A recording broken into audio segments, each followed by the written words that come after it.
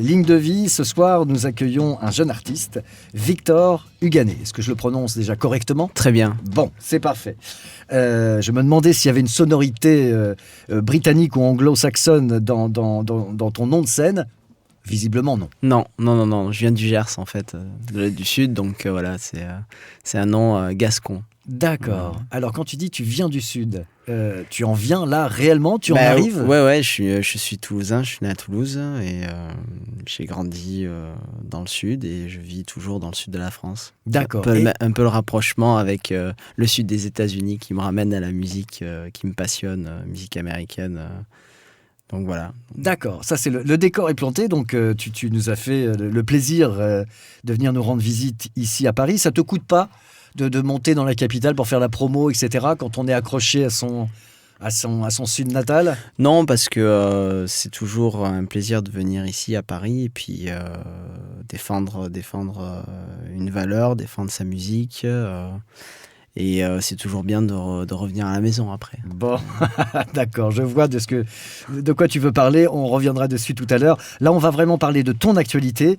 Et ton actualité, c'est un album. Oui, c'est un album que j'ai écouté, que nous avons écouté. Quand je dis nous, on en a déjà partagé quelques extraits avec les auditeurs. Maintenant, l'album, on va le découvrir tout au long de cette interview. Je suppose qu'il a une histoire. Il ne s'est pas fait comme ça du jour au lendemain. Ouais. Bon, et c'est cette histoire qui nous intéresse. Alors, Victor, le titre de cet album, déjà. Busca Boogie. Est-ce que tu peux nous l'expliquer, toi, dans ta voix ? En dehors de la biographie, en dehors du travail des sociétés de promotion, je voudrais entendre, toi, ta version. Qu'est-ce qu'il y a derrière tout ça ? Busca Boogie, pourquoi ? Parce que, en fait, je suis né dans un quartier de Toulouse qui s'appelle le Busca. Voilà, et donc il y a ce côté, voilà, beaucoup de choses dans ma vie m'ont ramené à cette fameuse place du Busca. Je suis né là-bas, j'étais au lycée là-bas, et puis à chaque fois, à chaque moment de ma vie, il y a eu quelque chose qui se passait, qui me ramenait à ce côté-là, quoi. Donc du coup, c'est un album qui est un peu un album un album source, on va dire, et donc du coup ça paraissait évident qu'il y ait ce côté Busca. D'accord. Boogie parce que c'est toute la musique que j'adore, donc du coup voilà, Busca Boogie, ça sonnait bien, donc on a fait ça. D'accord, donc c'est ce qui explique... après, c'est pour ça que je voulais avoir tes explications. Le titre de l'album, le sous-titre plus ou moins, l'espoir d'un retour à l'authenticité du rock. Ouais. C'est une phrase à toi, ça ? Non, c'est pas une phrase à moi, mais c'est une phrase qui synthétise ce que tu viens de nous dire, c'est-à-dire totalement. Le mélange des racines, des racines de ton enfance, de ton adolescence, de ta vie de jeune adulte, avec les racines du rock'n'roll. Ouais, et puis l'espoir, c'est pas une valorisation me concernant, c'est vraiment dans l'espoir sur l'aspect général, c'est-à-dire vraiment le besoin aujourd'hui, je pense que nous avons de revenir à quelque chose de beaucoup plus authentique, beaucoup plus direct, moins aseptisé, comme on l'entend aujourd'hui en radio, à mon goût. Et je pense qu'aujourd'hui, voilà, on a besoin d'avoir cet aspect frontal avec le public, avec les gens, d'aller à quelque chose de brut, émotif, avec des messages derrière, et revenir quelque part à la simplicité qui est la chose essentielle. Donc du coup, c'est ce qui m'a toujours, moi, passionné dans cette musique-là. Et alors, cette démarche que tu as quand tu dis de recherche authentique, moi, je ne peux pas m'empêcher, si tu veux, de mettre en face les valeurs mercantiles de l'industrie de la musique et de l'industrie du divertissement tout court. Ça, c'est quelque chose que tu milites seul dans ton coin, ou tu as vraiment la sensation qu'il y a un public en demande qui n'est pas servi ? Totalement, de plus en plus même. Et c'est intergénérationnel, c'est-à-dire que je sens qu'à chaque fois qu'on a fait des concerts dernièrement, on a fait un showcase à Cultura, etc., on sent ce côté-là, où les gens, ils ont un besoin. Ils ont un besoin de quelque chose dont ils se ressentent. Et aujourd'hui, on est je pense qu'on est toujours dans la recherche de son et pas dans la recherche musicale. Et on dit d'ailleurs en radio, c'est le nouveau son, c'est le nouveau ceci, c'est le nouveau son. Mais c'est toujours le son, on ne parle pas de musique en fait. La musique, ça peut devenir un débat philosophique parce que et à la fois très simple. Qui peut prétendre inventer quelque chose dans la musique aujourd'hui quand on sait que en Occident, on est sur do, ré, mi, fa, sol, la, si, do, et puis il y a ton, demi-ton, et ça va pas plus loin. Donc est-ce que mélanger les sons, fusionner les styles, c'est apporter une évolution à la musique? Moi, j'en suis pas forcément convaincu. Je pense qu'aujourd'hui, on est dans une indigestion des 30 à 40 dernières années de ce qui s'est passé musicalement, depuis l'avènement du rock, le rock'n'roll, etc., depuis la musique d'Elvis, qui après s'est propagée en Angleterre avec les Beatles, avec les Rolling Stones, etc. Et aujourd'hui, je pense que on est... voilà, il y a tellement de choses, tellement on a eu des années assez dorées et aujourd'hui, depuis les années 80, on est dans du remake, quoi, dans la rétromania où on prend des choses du passé. Là, en ce moment, la mode, c'est reprendre des sons électro des années 80, New Wave, et de le mixer dans quelque chose de R&B Donc c'est pour ça que je pense aujourd'hui, moi du moins c'est ma conviction, c'est de repartir, de réinitialiser un peu le système, c'est-à-dire de repartir à quelque chose qui est brutal, qui rassemble la révolte, qui rassemble les foules, comme ça a pu être dans les années 50, 60, même si je suis un artiste de 2014 et je l'affirme, je suis pas une caricature des années 50, du rockabilly, du rock'n'roll, etc. Je pense qu'aujourd'hui, cette musique, elle ne peut pas être plus actuelle qu'aujourd'hui parce que voilà, on est en pleine crise économique et on est un peu, on a des similitudes par rapport à cette époque-là où il y a de la révolte, où les mauvais garçons de cette époque-là fréquenter dans les mêmes concerts des enfants à papa et maman et donc du coup voilà, aujourd'hui on sent qu'il y a ce rassemblement qui se crée de plus en plus sur soit interculturel, intergénérationnel, etc. Alors Victor, permets-moi de te féliciter sur la clarté du propos. Tu viens de t'exprimer pour à peu près 3 minutes, là où je ne t'ai pas interrompu, ce qui est absolument rare. Juste avant qu'on s'écoute un premier extrait de ton album que tu vas choisir toi-même, je voulais signaler à nos auditeurs, pour aller dans le sens de ton propos, tu es bien dans ton époque. Tu as quel âge exactement? Je crois que c'est important que tu le précises. J'ai 27 ans. Voilà, tu as 27 ans, tu fais partie des digital natives, que les marketeurs, en tout cas, ne cessent de nous rabâcher. Et c'est toi qui as ce discours que tu viens de faire, qu'on l'on sent évidemment extrêmement sincère. Victor Huganet qui nous présente son album, Bouska Boogie, l'espoir d'un retour à l'authenticité du rock. Premier extrait de cet album, c'est d'ailleurs la première piste de l'album, donc je suppose qu'il y a une chronologie réfléchie derrière tout ça. Vivre sans elle. Alors là, bon, tu avais commencé à nous raconter l'histoire, maintenant je déroule le fil. Il y a une fracture, il y a une fracture amoureuse derrière tout ça. Ouais. Il y a un saignement, ça se passe au niveau du palpitant. Alors explique-nous un petit peu dans la mesure où tu souhaites partager cette petite chose, cette petite histoire. C'est aussi un peu... cet album, il est construit sur une démarche très américanophile, parce que à cette époque-là, tout le rock'n'roll, le rockabilly, etc., ça parle beaucoup de cette chose-là, les filles, les filles, puis... toutes les comment dirais-je les relations amoureuses et puis les tabous qu'il y avait, les tabous sur le sexe, les tabous sur plein de choses. On était dans une société très puritaine où il y avait vraiment une réelle fracture entre les adultes et les adolescents. Et là il y a ce côté un peu que j'ai voulu retrouver dans le texte, etc. Qu'en plus c'est un texte qui était vécu. Donc du coup ça, voilà, on parle dans ce titre, Vivre sans elle, comme je le dis, voilà, d'un mec qui s'est fait plaquer, et puis c'est difficile de vivre sans cette fille qui l'attend adulée, qui l'attend aimée avec passion, etc. Alors là, on retrouve effectivement une recette, tu l'as souligné à l'instant, une recette très américaine, sur des textes qui sont... voilà, c'est le rocker qui ouvre son palpitant, et derrière, ça envoie, quoi. Ouais, il y a beaucoup d'émotions. Alors j'allais dire, il y a du son, mais là, tu vas m'engueuler, parce qu'il y a de la musique, ça joue. Donc voilà, on arrive à des recettes qui sont... voilà, de ce que moi, en plus, ma génération n'est pas de la même génération. J'ai 50 balais bien tassés. Moi, j'aimerais savoir comment tu as découvert le rock'n'roll. Parce que visiblement, tu le connais bien. Tu as des références.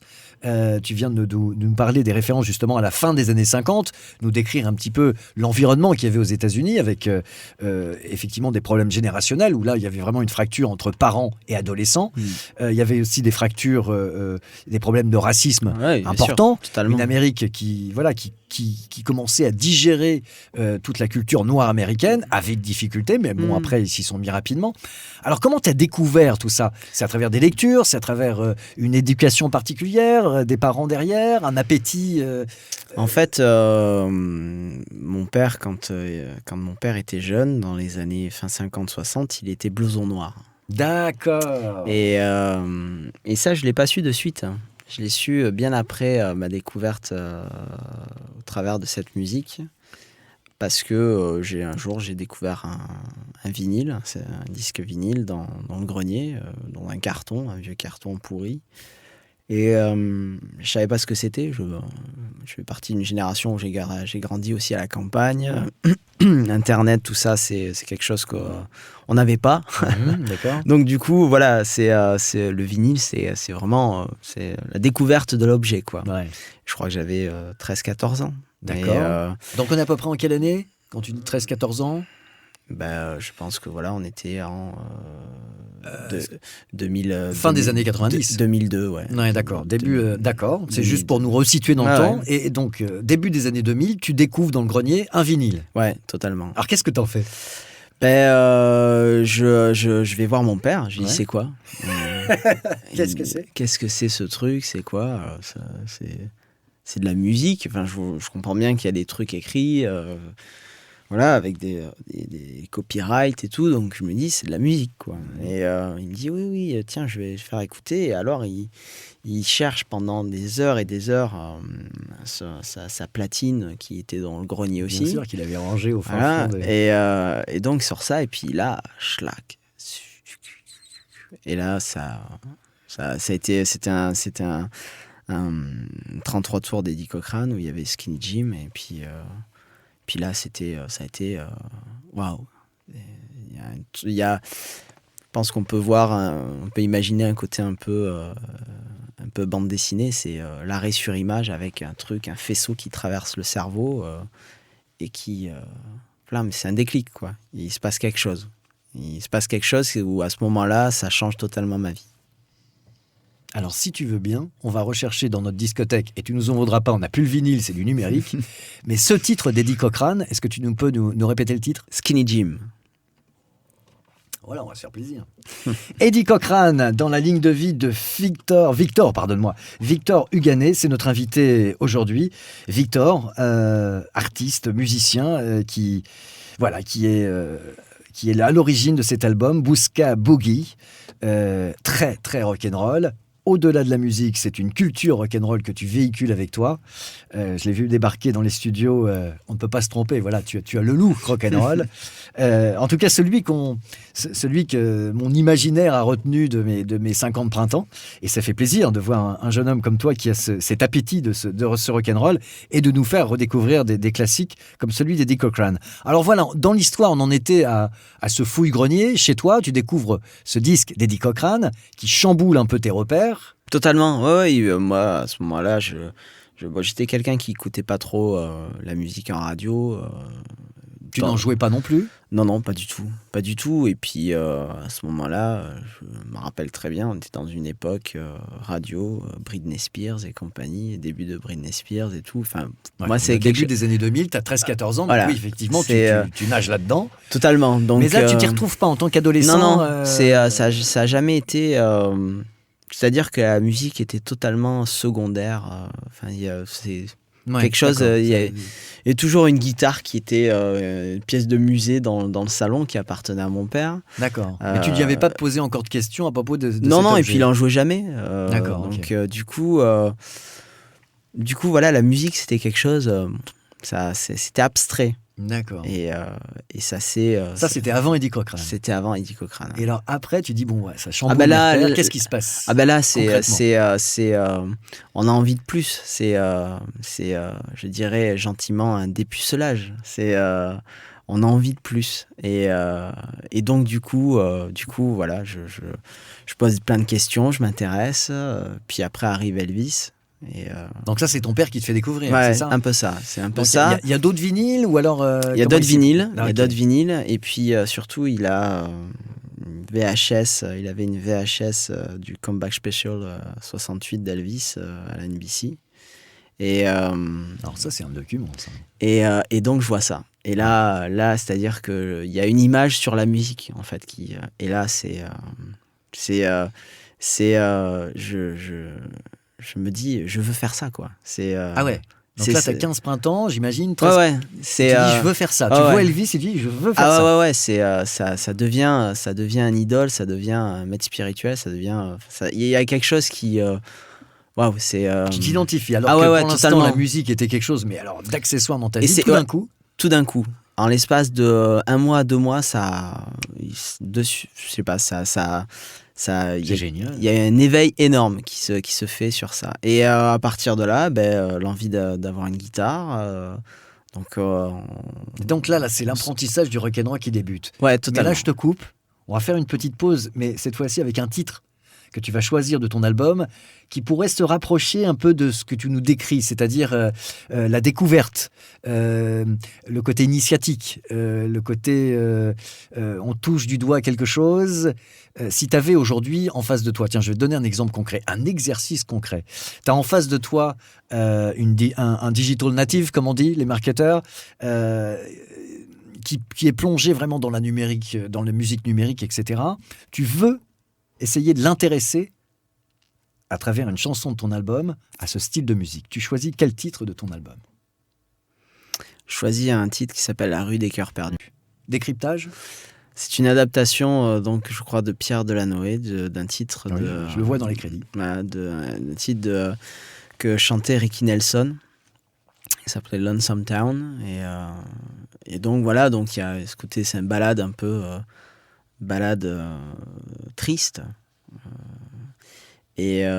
Donc j'ai repris cette adaptation qui existait déjà parce que dans l'ensemble de l'album, de toute façon, c'est un album en français, donc il y a ce côté de vouloir garder l'authenticité musicale américaine, même si je ne le suis pas américain. Non, tu es toulousain. Voilà. Et tu aimes à le rappeler. Et d'y coller un texte ou une façon de chanter en français, tout en gardant du swing, tout en gardant une façon de mélanger les mots par le son, etc. Et on n'a pas beaucoup de références, je ne sais pas si on en a d'ailleurs en France, où voilà, il y a ce côté où le chant en français, on le mixe dans la musique, comme les Américains le font avec leur langue, où on n'est pas dans le cadre de la variété française, où on a l'impression qu'il y a une voix et puis après il y a une bande son derrière, on dirait que c'est même pas musical. Et donc voilà, il y a ce côté-là d'arriver à chanter en français, un peu comme le font les Canadiens aussi, ce côté... nord-américain, etc., de chanter en français sur quelque chose de musical, dansant, et parfois sur l'aspect d'une balade qui peut avoir un côté un peu country music, etc. Alors là, on est Juste avant, je t'avais dit, voilà, si tu avais un titre à faire découvrir à la génération aujourd'hui plutôt captivée par Internet, etc., donc qui soit dans l'essence du rock'n'roll, tu as choisi ce titre. Et puis on arrive à parler finalement très technique, c'est-à-dire la manipulation de la langue française et de chanter en français, qui est parfois même un débat médiatique, un débat autour des quotas français qui sont souvent décriés par les radios, qui sont pas toujours soutenus par le public, qui sollicitent souvent de l'anglo-saxon à outrance. Là, dans ton discours, est-ce que je dois comprendre que, ma foi, c'est pas si difficile que ça de faire du rock'n'roll avec la langue française? Ouais, c'est juste une histoire de, je pense, d'initiation musicale préalable.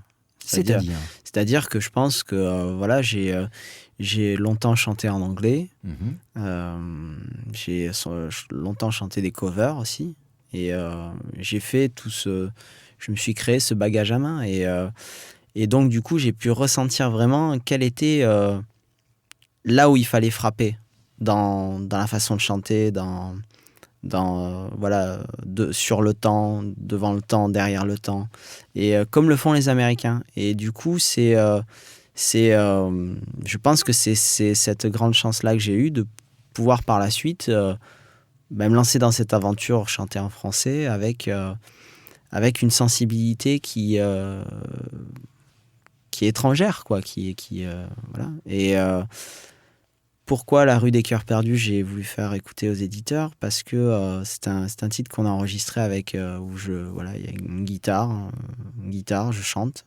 c'est en one shot, on met un micro et puis on chante et puis ça capte, et puis ça a été fait comme ça, il n'y a pas de tout ça, il y a un contrebassiste, il y a des chœurs, et on a enregistré ça en 10 minutes, quoi.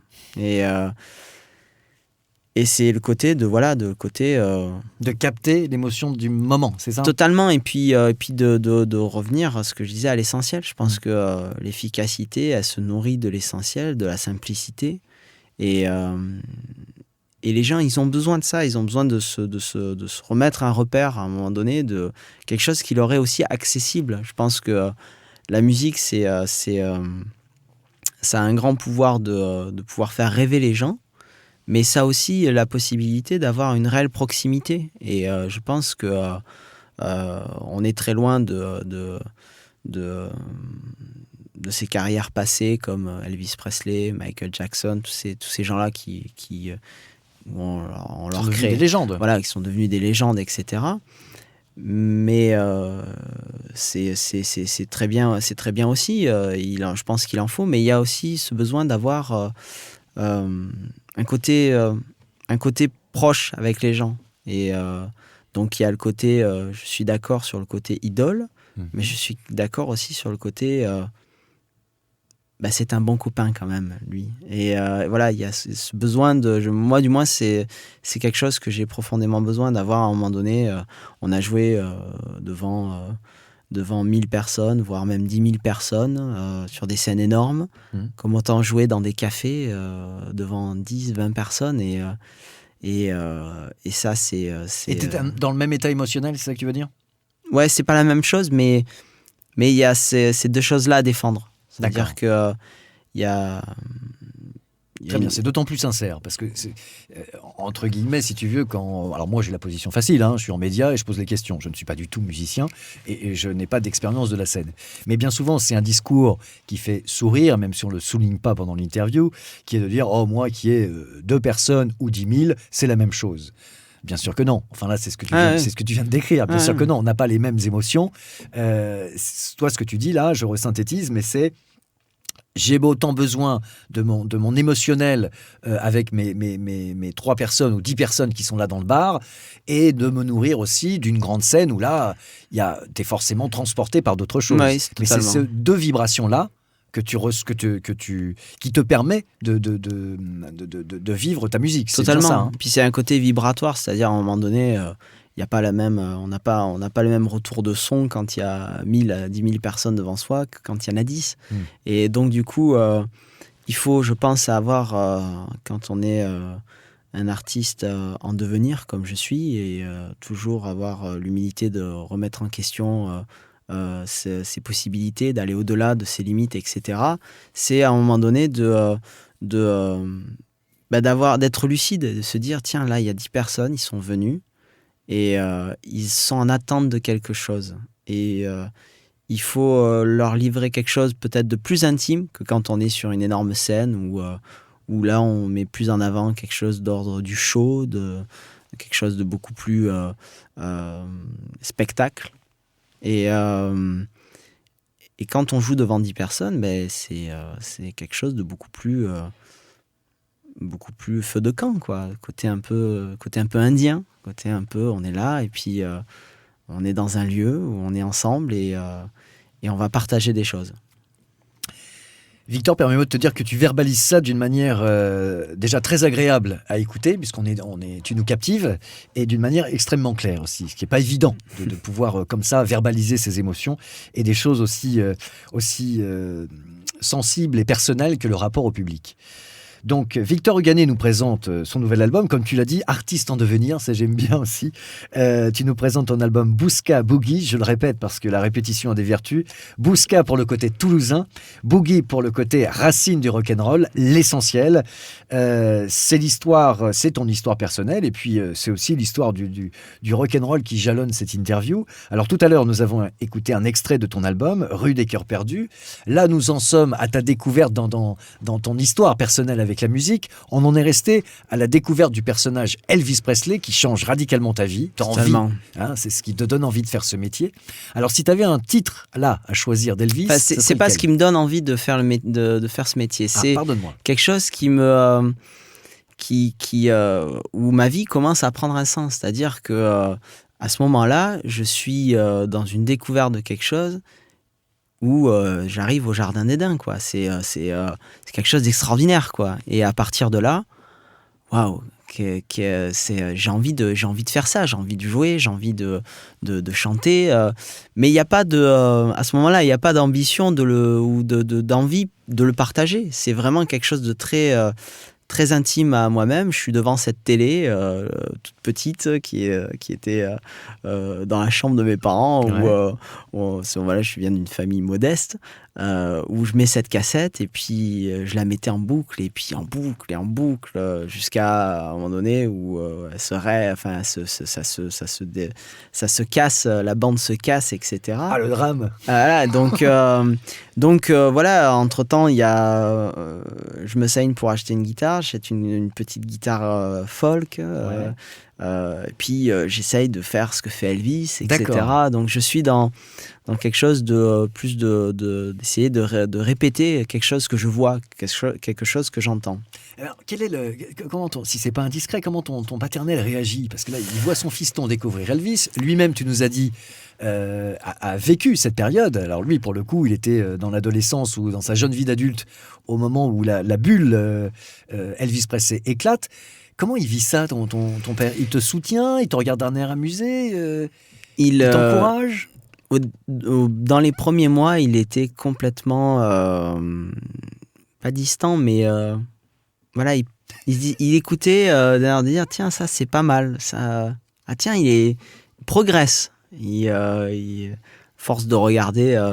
Donc je pense qu'il a eu un côté un peu amusé parce que il s'est peut-être ressenti à cette époque-là où quand on allait chercher un vinyle, déjà il fallait avoir l'argent et puis il n'y en avait pas 36, donc et ça n'arrivait pas tous les jours, donc du coup c'était un objet magique d'aller acheter un disque vinyle et puis quand on l'achetait on avait le plaisir de l'avoir, notamment des jeunes de l'époque de mon père, comme des disques de Bill Haley ou des trucs comme ça, et il écoutait en boucle.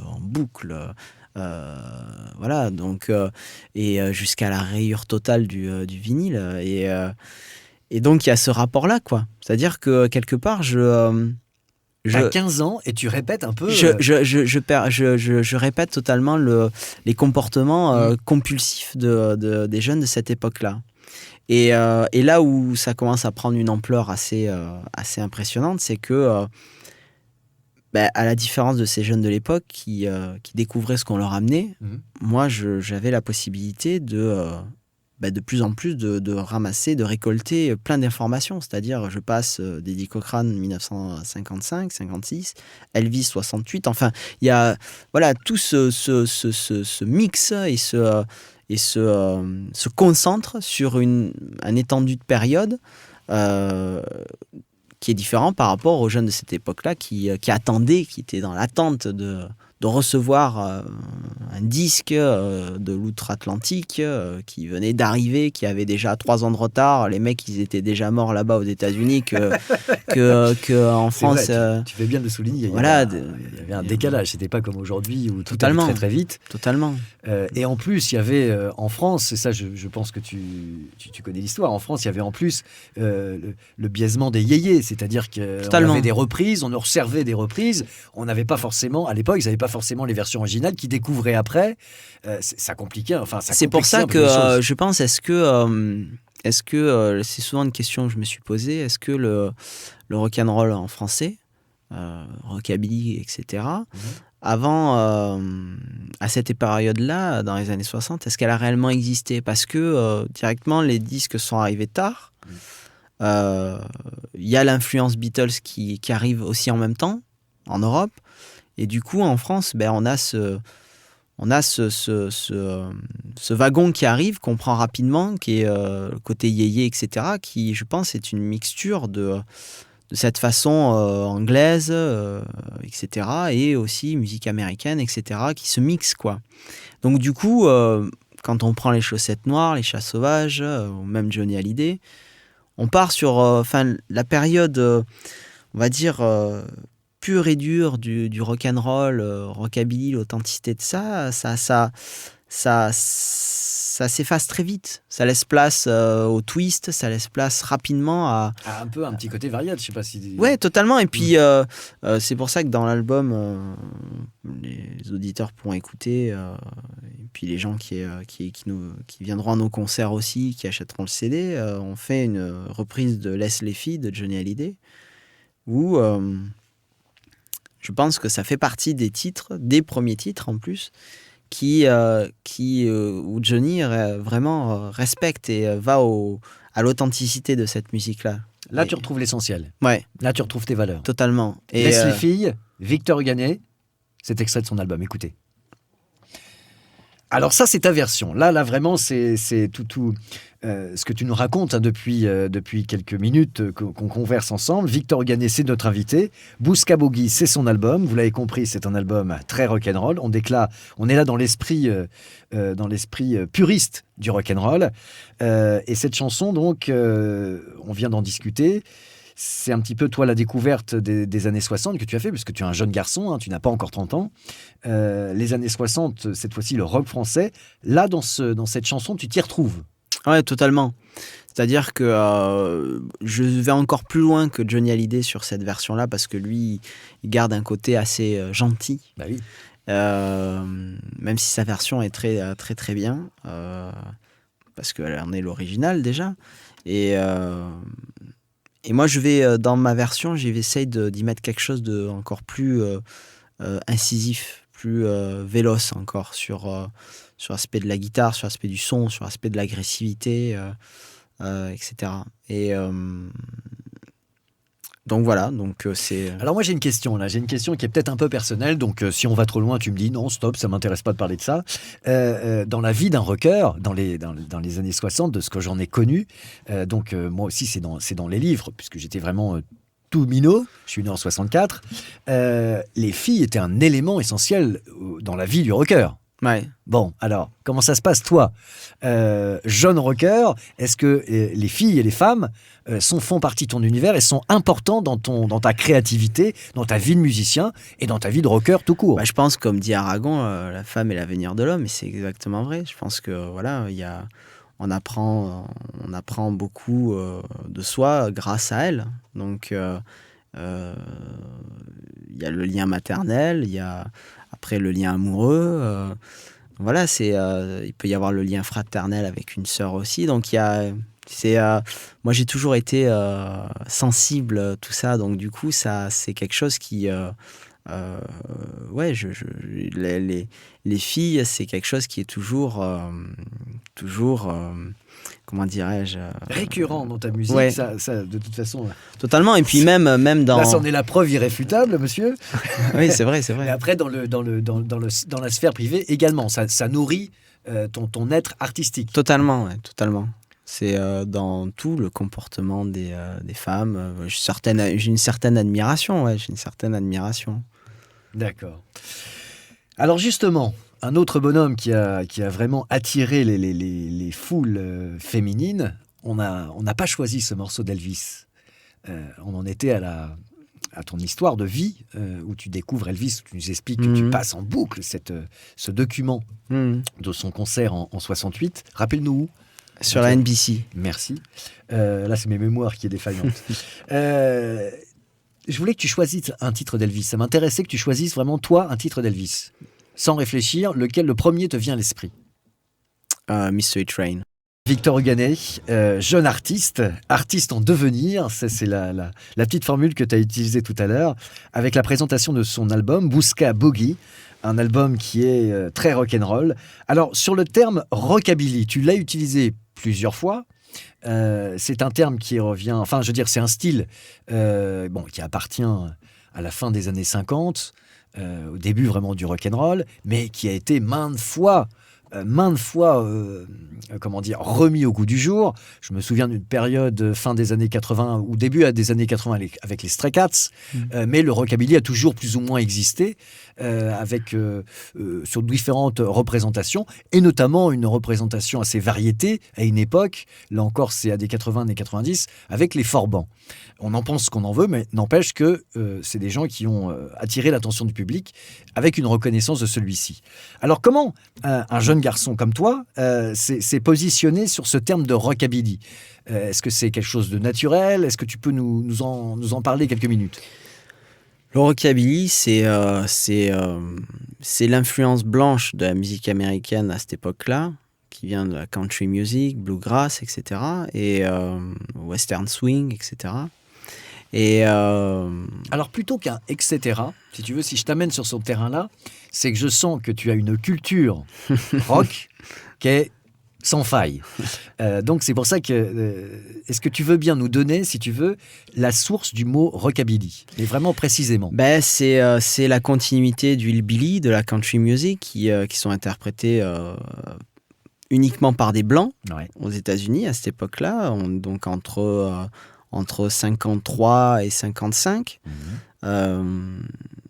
Donc c'est ce que fait Elvis d'ailleurs, ou dans la plupart des groupes qu'il y avait dans ce label Sun Records dans lequel était Elvis, on trouve beaucoup de cette musique-là. Ce côté, on est du Sud, country music, etc., western swing, on fait quelque chose de beaucoup plus rythmé du coup, et on chante de cette façon-là. Donc ça fait partie, c'est une partie du rock'n'roll, mais c'est pas le rock'n'roll. Le rock'n'roll est vraiment arrivé un peu après, où là on a la musique noire américaine, le blues, le rhythm and blues, tout ça qui en fait commence à fusionner avec cette musique blanche, rockabilly, ces jeunes qui en fait avaient une admiration des Noirs, de la communauté noire américaine, qui allaient les espionner dans les clubs noirs, où on le voit très bien dans le film Great Ball of Fire de Jerry Lee Lewis, où on voit que petit il va regarder les squats black où on chante, on fait du boogie, on fait du rhythm and blues, et qu'il n'y a que des noirs, il n'y a qu'une communauté noire qui avait accès. Donc il y a cette admiration de cette jeune Amérique blanche où on vit à cette époque-là dans une ségrégation raciale assez forte et assez violente. Et donc, du coup, les jeunes de la communauté noire, les jeunes de la communauté blanche se rencontrent. Et cette rencontre-là, elle est illustrée et étymologiquement notifiée, le rock'n'roll.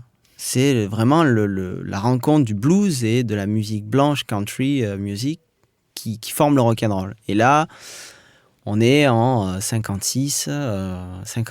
Donc, Donc après, ça, c'est sur, je pense, l'histoire. Enfin, moi, c'est ma version, hein. Après, il y en a qui vont développer d'autres versions, qui vont refaire l'histoire de la musique. Écoute, Victor, voilà, je t'en remercie parce que là, c'est vraiment un éclairage sur une période.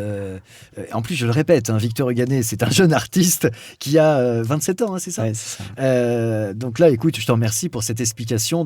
C'est au-delà qu'une explication. Là, tu viens de nous faire une partie de biographique sur comment dire, la naissance du rock'n'roll. Ouais. C'est une période qui n'est pas souvent expliquée. Et voilà, ça fait plaisir de l'entendre de ta voix.